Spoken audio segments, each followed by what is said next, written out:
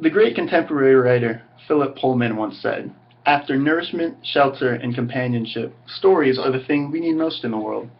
I think this is a great quote that really gets to the heart of what stories are and how they're relevant to our lives. So I think that the need fulfilled by stories is twofold. They take hardships and questions that are difficult to define and answer, and make them relatable and communicable to people by relating them to core cultural concepts. And they also give people hope in the face of that which they don't understand. I think this idea is best illustrated in the creation stories of early civilizations. Creation stories answer the grand existential questions using cultural concepts shared by all members of a society. For the vast majority of human history, we had no idea how we got here or why we suffer. Now these questions are tackled in what is perhaps the most well-known creation story of all, the Hebrew myth of Yahweh, the Almighty Creator. Now, ancient Hebrew people were a nomadic culture, and the area they roamed was, for the most part, dry and unfertile, but it was streaked and dotted pretty sparsely with rivers, oases, and pastures. Just to give some background on their culture and their lifestyle. So in the story, the land is first created, and it's very dry and barren until Yahweh summons a mist to wet the land. So this is probably a product of the lifestyle and environment of the Hebrew people. When they're roaming the land, when they're roaming around and the land is really dry and lifeless, they feel hopeless and powerless. They're unable to escape the vast expanse of desiccated land, and the feeling of absence of the Almighty Father Yahweh simplifies and makes human the complex emotions of desperation and uncertainty. They draw a parallel here to the feeling of a child who is without his providing father, essentially. Now, to combat these dark emotions, the story of Yahweh gives hope and purpose to the ancient nomadic Hebrews in the form of Eden.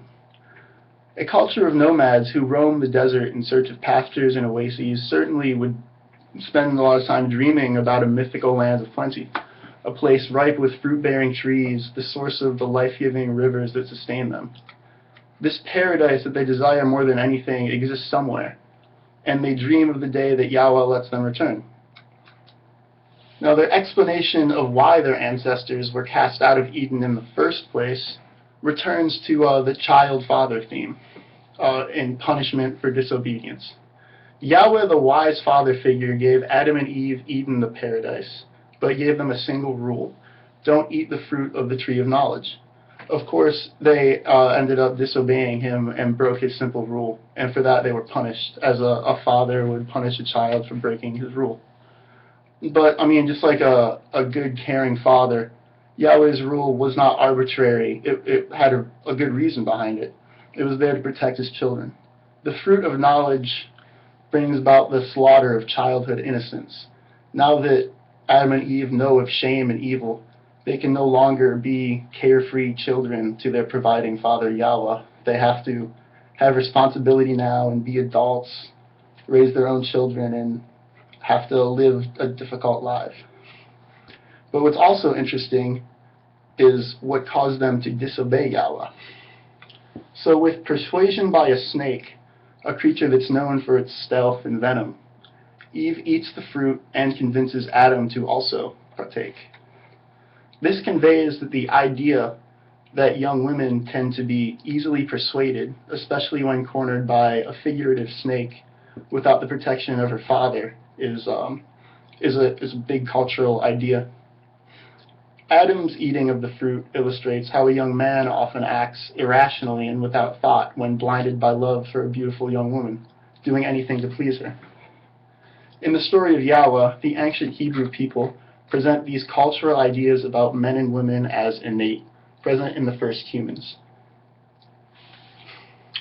Now, these traits, which manifest in adolescence, they see as responsible for the destruction of childhood innocence, for the fall of blissful ignorance of childhood. And that's the reason that they blame those traits in Adam and Eve for their being cast out of Eden, cast out of blissful childhood and into the suffering and wandering of adulthood. Hopefully, I've made you consider the necessity and utility of stories. Stories are a reflection and rationalization of our way of life, a way for people to answer questions with cultural observations that everyone, at least in their particular culture, will be familiar with, understand, and agree with. Now, reflecting their culture and humanness, essentially, on the world around them makes the world relatable. And that gives them a sense of security and hope. And security and hope are things people desperately need, especially ancient people with their very difficult lifestyles.